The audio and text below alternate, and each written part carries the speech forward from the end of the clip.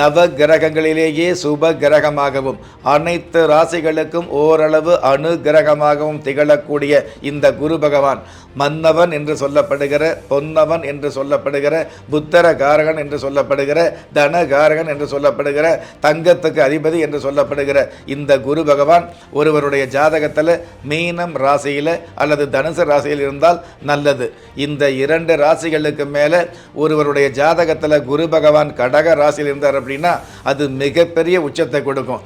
நேர்மையான வகையில் புகழ் கிடைக்கக்கூடியது, நேர்மையான வகையில் செல்வம் கிடைக்கக்கூடியது, தலைமுறையாக அழிக்க முடியாத மிகப்பெரிய புகழ் கொடுக்கக்கூடியது, மால மரியாதை பட்டம் பதவி சம்பந்தப்பட்ட விஷயங்களை கொடுக்கக்கூடிய வல்லமை இந்த குரு பகவான் கடகராசியில் இருக்கும் பொழுது நிச்சயமாக கிடைக்கும் அப்படிங்கிறது நிதர்சனமான உண்மை.